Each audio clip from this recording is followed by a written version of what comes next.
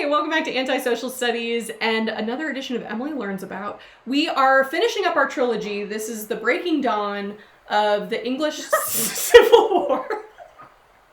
Yes, this is a Twilight reference, and I'm okay with it. I'm a 33-year-old woman, and it's fine.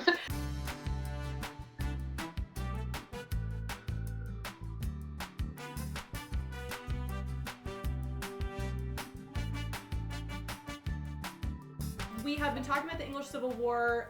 Emily has been teaching us about this. So Emily, why don't you introduce yourself?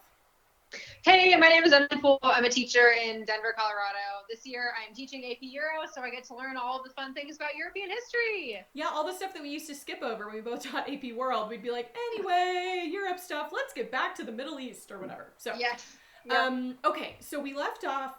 You had, the context was like this new house of the Stuart house. They're coming down from Scotland. They haven't really gotten the memo that England, the monarch shares a little bit of power with Parliament. They're making a lot of bad choices. This is James the First, and then his son Charles the First. Charles the First ends up like starting a war against his own government, which is a weird thing for a king to do. And they fight, and the king loses. So now he is imprisoned. And there's this guy who kind of emerged as the head of the parliamentary side, Oliver Cromwell. And he's like, I'm just going to keep the king's seat warm. Right? Yeah, that's what he starts out with. Sure. Great. Okay, what next? So, unique thing about Cromwell before we really get started is that Cromwell himself is a Puritan, and he is a strict Puritan. Okay. He believes that most things in life are sinful. And as a result of that, he closes down in England bars, brothels, clubs. He cancels Christmas festivities because he thinks that the festivities are sinful and excessive. Okay, so not a guy you'd want to have at a party. Nope. Or ruling a country of people that like to go to pubs and like celebrate Christmas. And it's like maybe he becomes the mayor of the town from Footloose. Maybe that's where he would have been the happiest. But Emily, do you know that I've never seen Footloose before? As I was saying this, I was like, I bet Emily has never seen Footloose. So Footloose is a little movie about a town that has banned dancing. Anyway.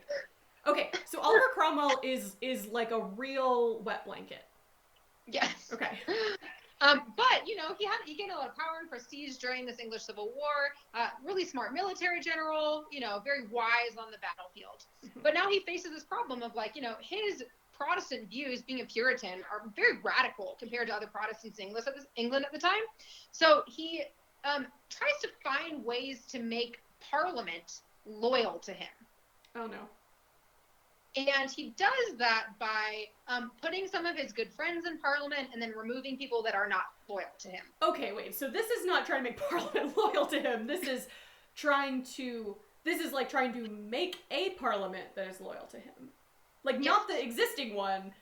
I thought you were going to say, he's going to their houses for family dinners and, trying to win their... No. Okay, got it. He's doing a Julius Caesar. He's Julius Caesar.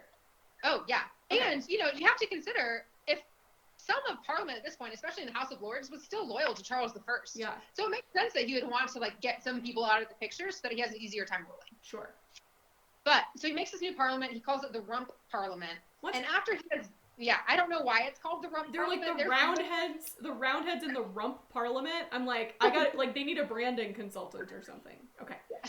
Sorry. So, now that he has this loyal Rump Parliament, he says, okay, let's vote on what we want to do with Charles I. Because, can we keep him alive? Or should we kill him?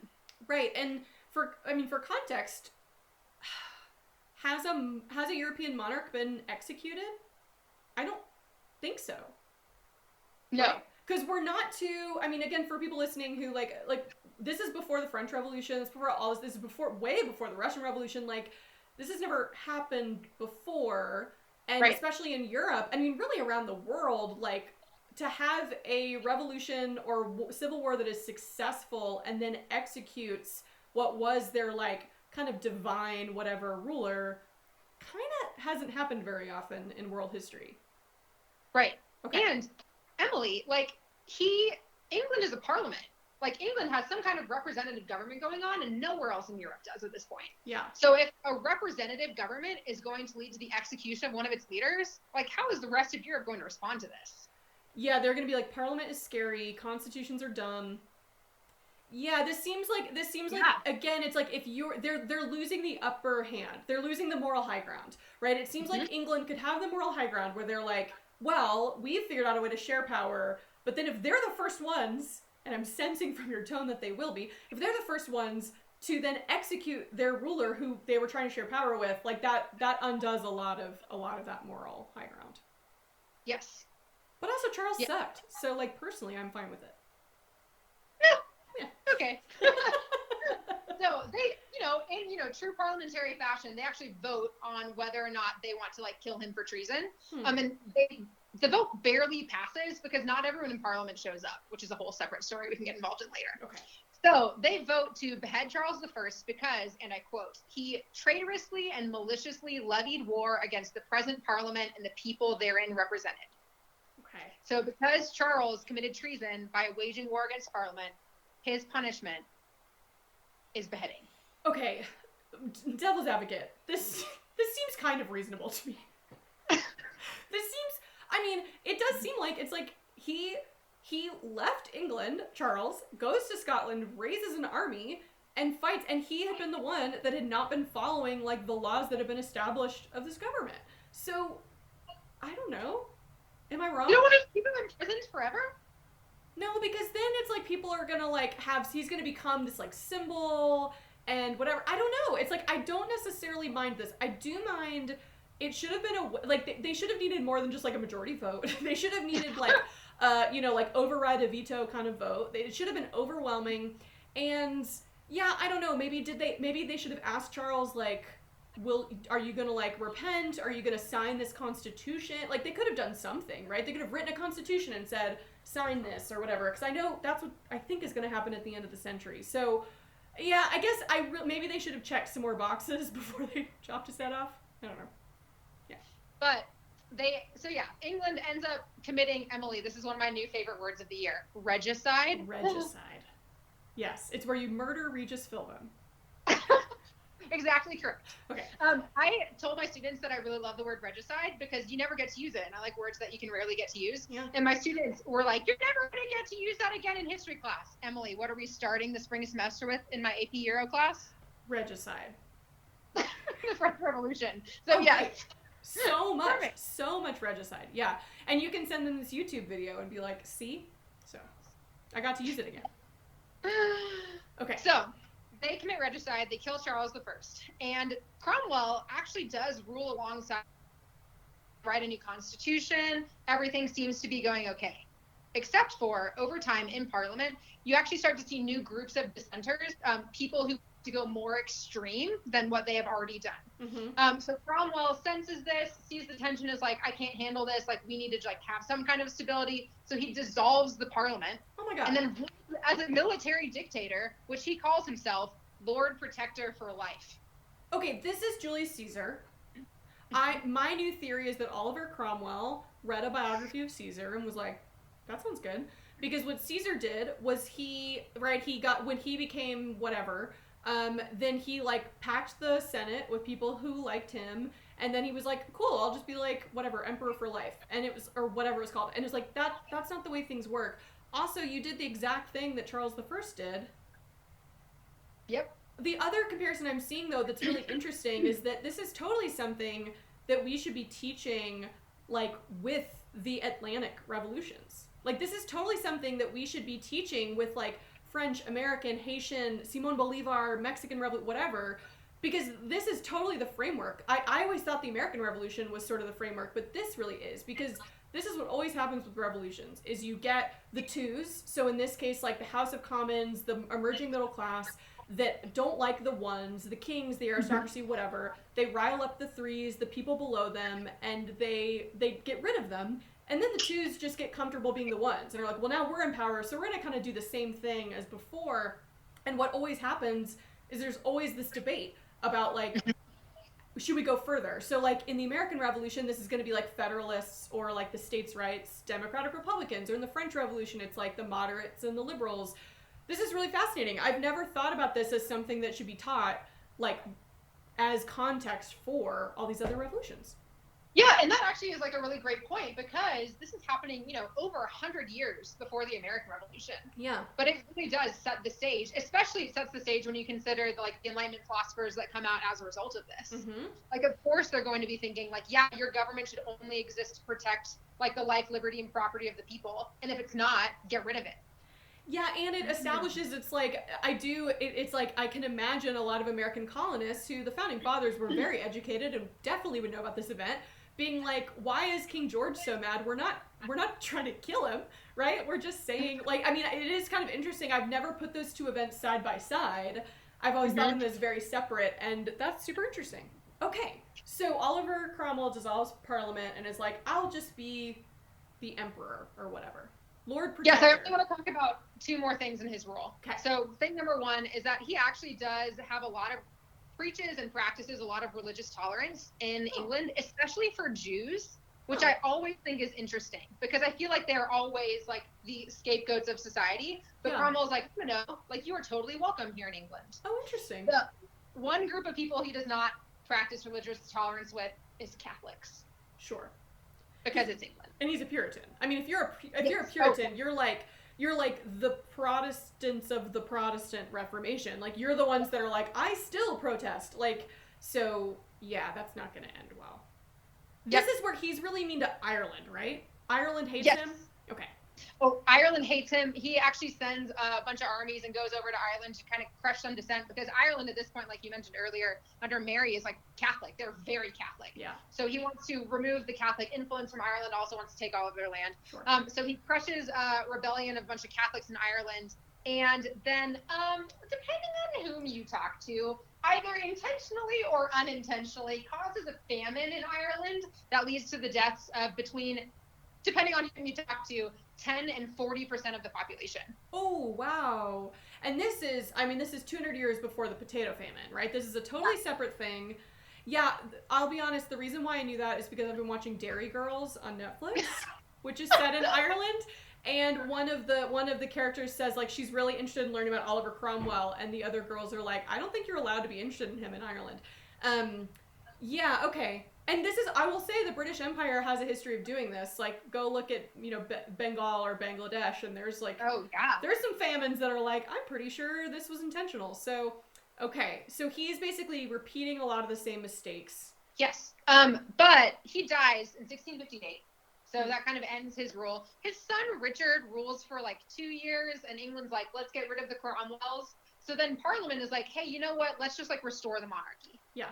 Which is, I mean, it's like what happens in the French Revolution after Napoleon, right? Like this one guy goes crazy off the rails. Okay, wait, let's just like bring another Louis back to rule over the country. Oh yeah, and there's still a whole other Charles and James. Oh my gosh, I forgot we have a whole other Charles and James. Because I was thinking, oh right, this is when they bring back people who are like, but you'll have a constitution. No, they're just like, let's pretend none of that ever happened.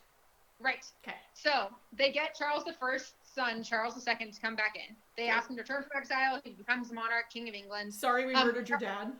Yeah, right. Sorry.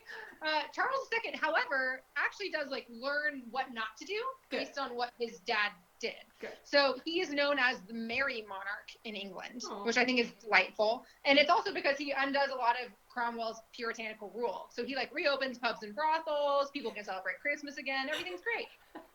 He actually does try to rule alongside Parliament. He's like, okay, I can't make the same mistakes that my father made. Aww. I'm going to forgive all of the people involved in the English Civil War. I'm going to favor religious toleration. I'm going to rule with Parliament. Like, let's just create some order and stability. I like Charles II. Okay. I do too. Aww. Except for he dies and he does not have a legitimate heir. Oh no. He has an illegitimate son, but not a legitimate one. Hmm. So the rule then goes to his brother, James II. Younger brothers who never thought they were going to be king are never... Oh no. Yeah. He's not good news. The one thing I want to say about James II is that he is real Catholic. Interesting. Because, no, I didn't know that. Because I thought, like, Charles II and James II, I thought were both Catholic, but maybe Charles II wasn't. But I guess he's, like... Emily, that actually reminded me. Charles II ruled as a Protestant king, but on his deathbed, he converts to Catholicism, which actually is a weird thing that starts to happen in Europe during this time. Like, Protestant kings on their deathbed would be like, okay, I'm Catholic now, and we'll die. Just in case. Yeah. Oh, covering all the interesting. bases. Yeah, well, especially probably because a lot of those kings were Protestant more because of political reasons than religious reasons. That's really interesting. Okay, so Yeah. James the Second is Catholic. We're like back, almost back where we started. I know James the First Yes. wasn't Catholic, but it sounds like we're going back where we started. Right. And Parliament in England is like, okay, you know what? We'll have a Catholic monarch, and then he's going to die, and it's going to be fine, and we'll get like a Protestant king again. Except for James has a son, and Parliament's like, oh no, we don't want to have this entrenched Catholic monarchy in England. That goes against everything that we believed for 150 years. Yes. So, in 1688, we see Parliament ask James II's daughter, Mary, who married to William of Orange. Yay! I knew him. Okay, wait, let me tell you what I remember about this. Here's what I remember about this. Yeah. I remember that Parliament, I didn't know it was while they already had a king. I didn't know they were like shopping around for a side piece, but they go to James's daughter Mary, who's been married off to William of Orange, which is now kind of like the Netherlands-ish. Mm-hmm. Okay, and they're like, y'all are both Protestant. You seem like nice young people. What if you came and ruled, but you signed this constitution, but like the only bad thing is you have to like depose your dad? Yes. Okay. That is exactly what happened. That's a great summary of the Glorious Revolution, and I'm not going to add to it. But like, and so there was no bloodshed in the Glorious Revolution, right? Right. So James is just like, okay, fine, I guess I have to go. Like he just gets sort of forced out. Yeah, James flees, and he just leaves. Oh, and then my understanding is like William and Mary were sort of like they kind of ruled together. I mean, at least they always get called like William and Mary, right? So it is really interesting because we started with the arrival of these new kind of absolute monarchs that were kind of shaking up this system, trying to go all the way back to like the way things were before, like pre-Magna Carta, whatever. And now we end with what is probably the most modern government in the world, right? We end with a government that is like a husband and wife ruling jointly. Really, the wife is the one that's legitimate. She was the daughter of the king. They have now a constitution. Is this when they signed the Bill of Rights? Yes. Yeah, so they have a Bill of Rights now. Okay, yep. where they're really establishing probably the strongest, constitutional government that has ever existed in the world. So I don't know, maybe the 1600s were like they were like puberty for England. They needed this like growing pains to then emerge as a beautiful butterfly on the other side. Yes, and it's excellent time because then what happens in the mid 1700s? Well, then they're going to become the mean dad. That bullies everyone else. That bullies their kid and is like, back in my day, we beheaded our kings or whatever. Okay, is there anything else? Are there any other fun facts? Anything that you left out that you want to tell me? Yes, my last fun fact is I wanted to talk about a couple of things that are involved in this new English Bill of Rights. Okay. So, like you mentioned, they are starting to like entrench the importance of Parliament within England. So, some laws or pieces that are included within the English Bill of Rights: the King cannot suspend laws. There's freedom of speech in Parliament. Sessions of Parliament would be held frequently. So these are things that are like becoming law in England. But I think the most interesting part, Emily, is that it says the monarch must be a Protestant and cannot marry a Catholic. This is included in the English Bill of Rights, 1689. Yeah, and it's... Well, you probably have something more profound about this, but to me, I just think about like the English monarchy has always had really weird marriage laws that have like ruined the lives of the people in the royal family. Is there like an immediate impact of this, or is this just like a sign that they're like, we're never going back to Catholicism? So this is 40 years after the end of the 30 Years' War and the Peace of Westphalia, which is going to establish more religious toleration in Central Europe. And I think that it's interesting when England, oh gosh, if I'm going ahead of myself, when we talk about Voltaire, this Enlightenment philosopher, he praised England because of their religious toleration. And always, England is looked at as this like shining beacon, shining example of like what it means to have a representative ruling body and practice this religious toleration. But literally in their Bill of Rights, it says the monarch has to be Protestant. So like, to what extent is England actually religiously tolerant? Like, yes, they allow all of these people to come in and like practice, especially under Cromwell, like Judaism can be practiced. That's wild, but like you cannot be Catholic. Yeah, and it also really draws a line in the sand where like now their opportunities for alliances are like halved in Europe, because like now you can't have like a marriage to a Spanish princess, right, to try to bring peace because they're going to be Catholic, right? Yeah, it's like a weird thing to put in the Bill of Rights. Like it's a weird thing when you think about ours that's, it's like freedom of speech. It'd be weird for it to be like the president must have blonde hair and can never marry a whatever, right? It's like it's a strange thing, and I think it's like this tradition of one of the problems with a monarchy, like a dynasty sort of thing, is just that you get really obsessed with these weird, very personal decisions. And again, this is coming from me being in the middle of season 4 of The Crown. So, but all of these weird decisions about like who can marry whom and like what are the implications, and it just seems, I guess it makes sense in the 1600s. You've just had all this bloodshed. But yeah, for them to be like the best, most tolerant, whatever, and then to have that in there seems really weird and counterintuitive. It reminds me of how like we in the United States have this myth that we were like founded on religious freedom. And it was like, no, we were founded because Puritans wanted the freedom to create a Puritan state. It's like, it wasn't about everyone's freedom. It was about like they were being persecuted. So they want to go somewhere where they can create their own religious like colony, right? So thank God Meghan Markle wasn't a Catholic. That would have been a deal breaker. Would not have. I wonder if nowadays those laws still play. I mean, I don't think that they will.